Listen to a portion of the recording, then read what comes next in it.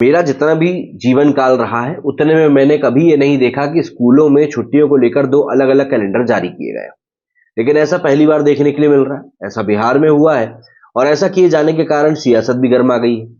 दरअसल कई सारे हिंदू त्योहारों की छुट्टियों को या तो कम किया गया है या खत्म कर दिया गया है, वहीं दूसरे समाज की छुट्टियों को बढ़ा दिया गया है। हालांकि कुछ एक त्योहारों की वहां पर भी छुट्टियां कम करी गई हैं, लेकिन अधिकतर में बढ़ाई ही गई।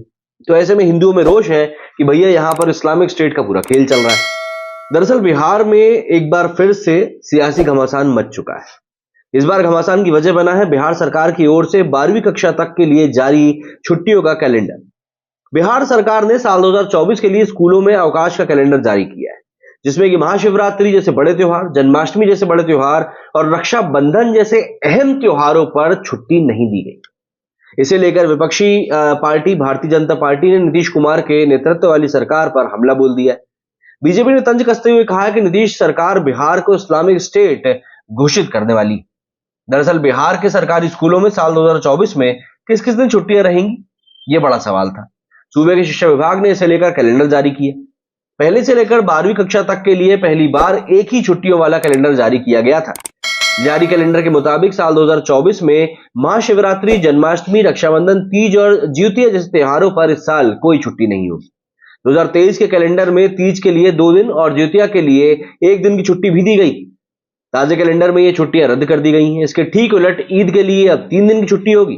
ईद के लिए 18, 19 और 20 जून को स्कूल बंद रहेंगे।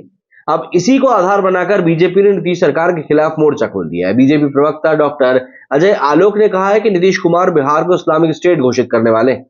उन्होंने नीतीश कुमार की सरकार पर तुष्टीकरण का आरोप लगाते हुए कहा है कि स्कूल के लिए छुट्टियों के कैलेंडर में इसकी झलक दिखाई दे रही है।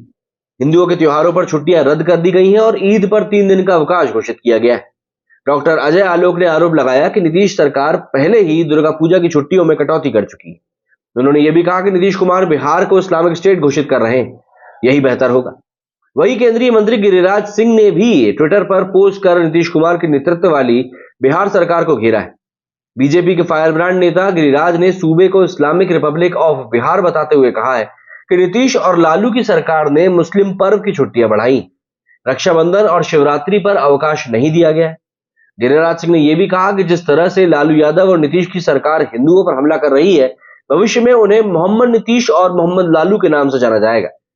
बीजेपी के राज्यसभा सांसद और नीतीश कुमार के नेतृत्व वाली एनडीए सरकार ने डिप्टी सीएम रह चुके सुशील मोदी ने भी एक्स पर पोस्ट कर नीतीश सरकार पर हमला बोला है। उन्होंने कहा कि बिहार सरकार ने एक बार फिर जन्माष्टमी, रक्षाबंधन और शिवरात्रि की छुट्टियां रद्द कर दी।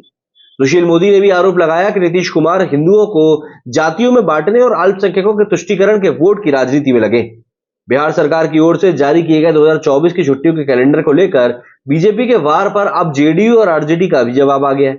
जेडीयू प्रवक्ता नीरज कुमार ने कहा है कि स्कूलों की छुट्टियों में बदलाव पर शिक्षा विभाग स्पष्टीकरण देगा। उन्होंने ये भी कहा कि छुट्टियों पर राजनीति ठीक नहीं है।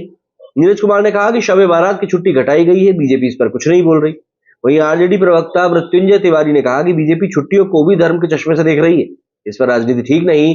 उन्होंने ये भी कहा कि उर्दू विद्यालयों की छुट्टियां भी इस कैलेंडर में शामिल। लेकिन यहाँ पर सबसे बड़ी और हैरान कर देने वाली बात यही रही कि भाई महाशिवरात्रि, जन्माष्टमी, रक्षाबंधन जैसे त्योहारों पर छुट्टियां खत्म कर दी गई।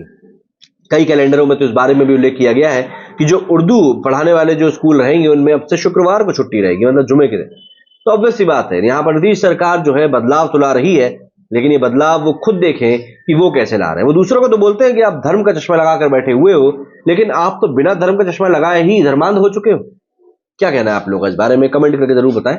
मेरी वीडियो फिलहाल इतना ही। जय हिंद, जय भारत।